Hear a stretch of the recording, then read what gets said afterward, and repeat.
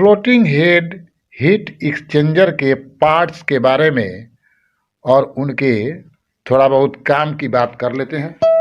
मित्रों, चित्र में जिस पर एरो चमक रहा है उसको डिस्ट्रीब्यूटर कहते हैं। इसके माध्यम से ट्यूब्स के अंदर फ्लूइड आता जाता है। इसमें दो नोजल्स हैं, एक इनलेट है तथा दूसरा आउटलेट है। इन्हीं नोजल्स से ट्यूब साइड फ्लूइड आता जाता है।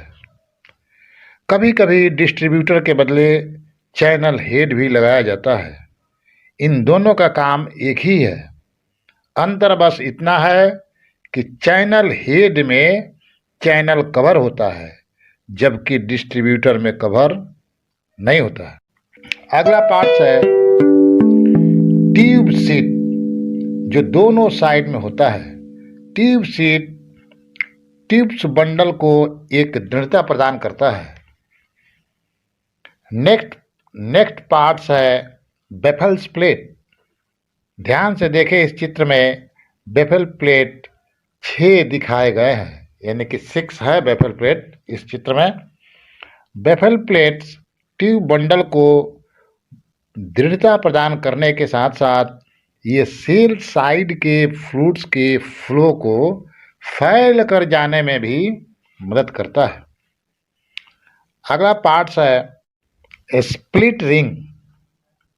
स्प्लिट रिंग फ्लोटिंग हेड को फ्लोटिंग ट्यूब सीट के साथ बांध कर रखता है।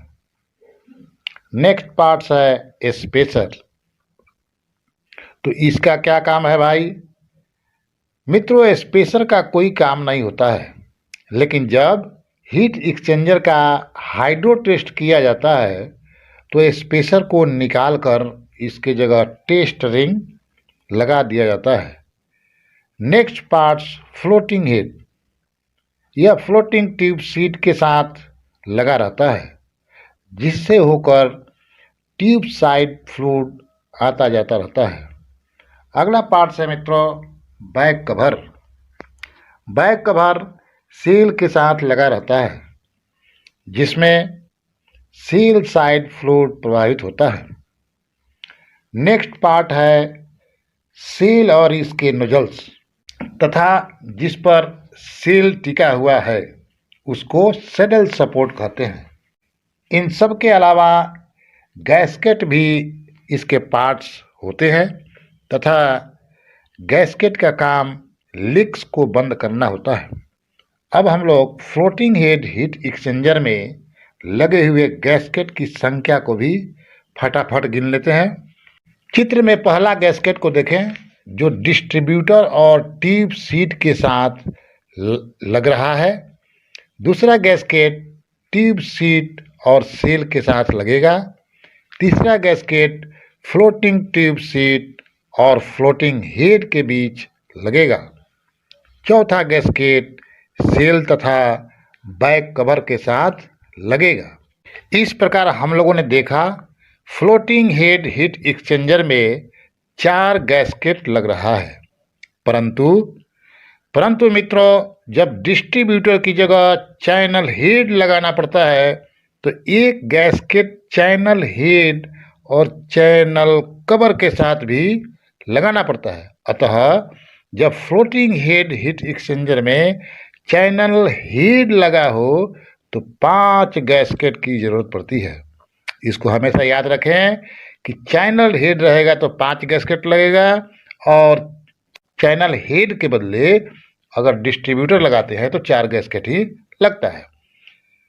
अब हम लोग अगले क्वेश्चन की तरफ बढ़ते हैं। क्वेश्चन है फ्लोटिंग हेड हीट एक्सचेंजर को फ्लोटिंग हेड क्यों कहते हैं? चित्र को ध्यान से देखें। इसमें 2 ट्यूब सीट हैं। एक ट्यूब सीट डिस्ट्रीब्यूटर की तरफ है जिसको फ्रंट ट्यूब सीट कहा जाता है। दूसरा ट्यूब सीट फ्लोटिंग हेड की तरफ है, इसको रियर ट्यूब सीट कहा जाता है।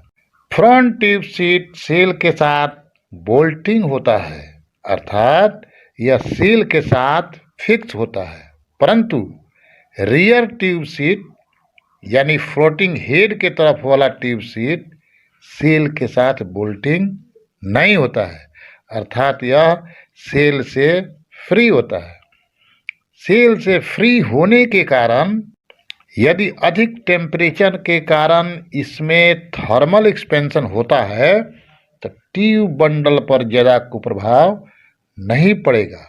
इस प्रकार हम कह सकते हैं कि इसका रियर ट्यूब सीट फ्लोटिंग के लिए स्वतंत्र होता है, इसलिए इस प्रकार के हीट एक्सचेंजर को फ्लोटिंग हेड हीट एक्सचेंजर कहा जाता है।